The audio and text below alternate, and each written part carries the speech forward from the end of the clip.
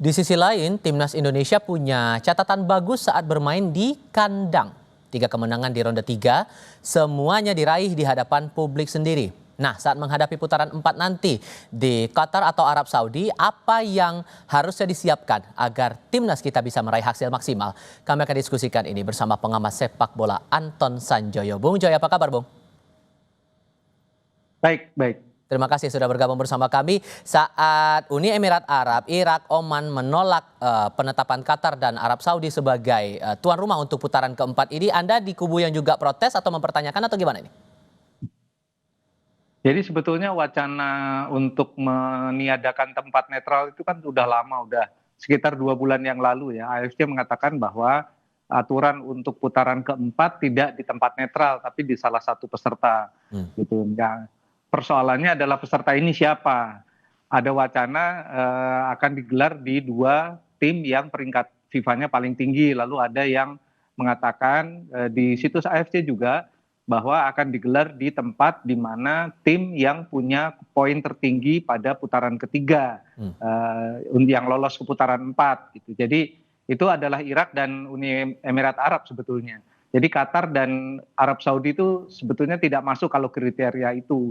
Tapi kemudian sudah mungkin 2 minggu ini santer terdengar bahwa Arab Saudi yang ditunjuk menjadi bersama dengan Qatar untuk menjadi tuan rumah, dan itu akhirnya terjawab dengan unggahan dari situs AFC, dan memang mengkonfirmasi Arab Saudi dan Qatar karena alasannya adalah mereka yang punya peringkat FIFA tertinggi. Tapi Indonesia sebenarnya udah tahu tidak akan bermain di tempat netral itu sudah lama, tapi bahwa Arab Saudi dan Qatar kan baru mungkin 2 hari yang lalu terkonfirmasi. Jadi kalau menurut saya memang, saya kemarin juga bicara dengan beberapa teman dan dalam diskusi dengan PSSI saya katakan bahwa ini adalah kalau misalnya mau protes karena Irak kan udah protes, saya rasa nggak percuma lah karena ini perang yang tidak bisa kita menangi karena di AFC itu kan kebanyakan membernya itu orang-orang dari sultan-sultan lah dari Jazirah Arab gitu loh. Bahkan Uni Emirat Arab pun kan kalah suara gitu di dalam penunjukan tuan rumah. Jadi yang menang ya Qatar, dan karena ya alasannya pasti ada. Alasannya adalah mereka paling tinggi rankingnya di antara 6 peserta lain. Dan itu harus diterima karena memang diputuskan sepihak. Jadi protes dari Irak saya rasa, ataupun kalau nanti ada protes dari Indonesia, itu udah nggak bisa menggugat gitu. Dan Jadi, mustahil ya udah juga konsentrasi. kalau kemudian protes ini akan berujung mengubah lagi tuan rumah untuk putaran keempat itu. Rasanya sih ya memang udah nggak akan mungkin diubah. Karena memang begini, ketika ditentukan tempat netral, sulit juga loh mencari tempat netral itu, kecuali kalau keputusannya adalah diundi, menurut saya lebih fair ya. Jadi dari 6 itu diundi, siapa yang dapat, misalnya Indonesia dapat ya Indonesia yang tuan rumah, tetap home turnamen gitu loh. Tapi kan nggak dipakai sistem undian ya, jadi azas fairness-nya nggak ada. Tapi ya yang kita lawan kalau Indonesia melakukan protes adalah orang-orang yang berkuasa di AFC, dan Indonesia tidak punya representasi yang mumpuni di AFC. Menurut saya ya sudah saatnya lah PSSI memikirkan supaya punya bisa menempatkan orang di AFC sehingga untuk lobby-lobby seperti ini tidak merugikan Indonesia. Karena bagaimanapun kan kalau Indonesia di Arab atau di Qatar kan tetap aja rugi karena kita seolah-olah away kan. Sementara kita melawan tim yang home. Nah, kita tahu sendiri seperti yang dibilang Ihsan tadi, kalau bermain di home di Jazirah Arab, ya akan banyaklah dalam tanda kutip hal-hal yang merugikan.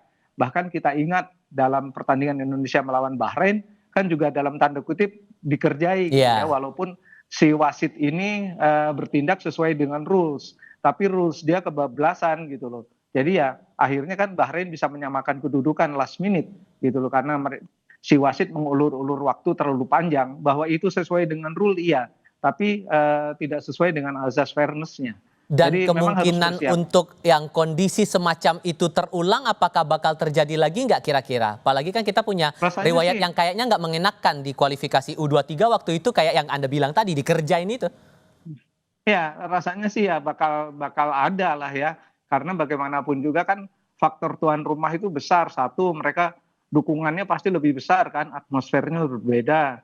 Ya, yang kemudian kalau ada permainan kan juga sulit kita untuk melakukan protes-protes karena sebesar apapun kesalahan atau dikerjai, tetap aja tidak akan mengubah hasil. Nah ini yang ini yang menurut saya paling merugikan itu. Kita protes A, B, C, D tapi hasil kan nggak berubah. Hmm. Jadi ini yang harus diwaspadai dan saya juga bilang kemarin ke teman-teman PSSI ya sudahlah kita hadapi saja toh sebetulnya ketika Indonesia masuk grup C kan sebetulnya yang dihadapi adalah tim-tim yang paling kuat di Asia gitu ya. Hmm. Arab Saudi kita hadapi di Riyadh, draw, kita menang di sini pula gitu loh. Kita sudah lewati Australia, Jepang yang paling kuat juga di grup C. Nah, kenapa harus takut menghadapi tim yang tidak sekuat di grup C gitu loh. Kecuali mungkin berhadapan dengan Arab Saudi, mungkin mereka akan ambil revenge ya. Tapi kalau dengan Qatar mungkin ya Indonesia berhadapan dengan Qatar akan berbeda lagi. Yang saya khawatir karena kalau ketemu Irak misalnya kan Indonesia kalah dalam pertandingan di Jazirah Arab kan Indonesia kalah dan Irak menurut saya meskipun tidak lolos langsung ke putaran Piala Dunia tapi mereka tetap punya kekuatan yang menakutkan. Jadi rasanya sih moga-moga nggak ketemu Irak ya. Jadi ya ketemunya Uni Emirat Arab lah gitu kira-kira.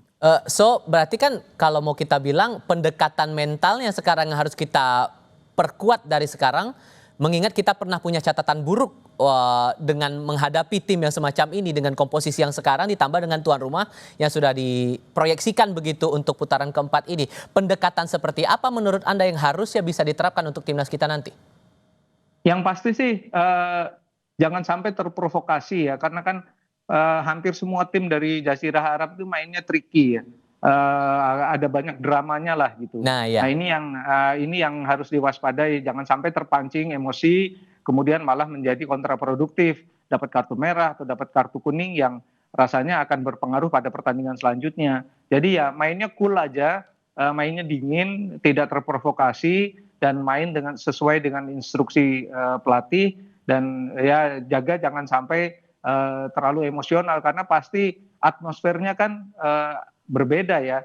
Bahrain aja kan main di Indonesia diteror sejak awal dalam tanda kutip gitu, jadi nggak bisa main di GBK gitu loh. Mereka main seperti ya baru belajar main bola dan ada kemungkinan juga tim Indonesia akan diteror juga karena belajar dari pengalaman Bahrain yang juga diteror kan sejak awal mereka datang di hotel dari tempat latihan mereka diteror terus. Jadi Indonesia kemungkinan akan mendapat balasan gitu loh. Karena kan mereka juga tahu hal-hal seperti yang non teknis seperti itu. Tapi nggak usah takut lah karena ini kan diawasi ketat oleh FIFA. Jadi rasanya sih yang penting faktor keamanan dijaga oleh tuan rumah dan tim Indonesia mendapatkan perlakuan yang wajar, mendapatkan tempat latihan yang wajar, yang sesuai dengan syarat dan ketentuan dari AFC. Saya rasa itu aja sih. Jadi tim manajer ini kerjanya keras. Karena harus memastikan tempat latihan, penjemputan, hotel, dan macam-macam sesuai dengan standar FIFA dan AFC. Jangan sampai dikerjai di sektor-sektor non-teknis sehingga dari awal tim Indonesia ini udah merasa ilfil, udah bete. Nah ini kan yang akan mempengaruhi penampilan di 2x45 menit. Tapi perlukah kira-kira PSSI harus ngobrol langsung dengan FIFA atau AFC untuk memastikan perjalanan putaran keempat ini betul-betul fair dan suportif seperti yang dilayangkan oleh tiga negara tadi, menjunjung tinggi sportivitas itu tadi?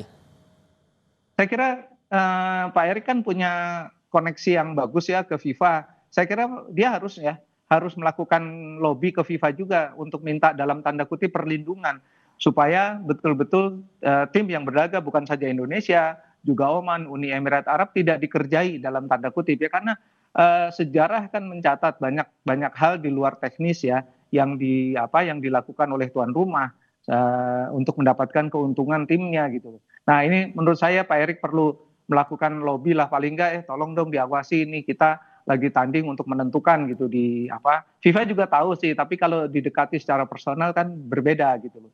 Jadi saya rasa Pak Erick punya lobby lah di FIFA harusnya sih bisa mencari perlindungan lah karena kan nggak mungkin betul-betul fair gitu loh. Pastilah ada sedikit permainan baik teknis maupun non teknis dan itu kan wajar juga karena kita juga kan sebagai tuan rumah kadang-kadang melakukan hal yang sama gitu loh. Jadi itu sudah lumrah tapi tidak ada salahnya juga kalau meminta perlindungan lah ke FIFA. Oke, Bung Joy, terima kasih banyak sudah berbagi pandangan bersama kami. Sehat selalu ya Bung, selamat malam.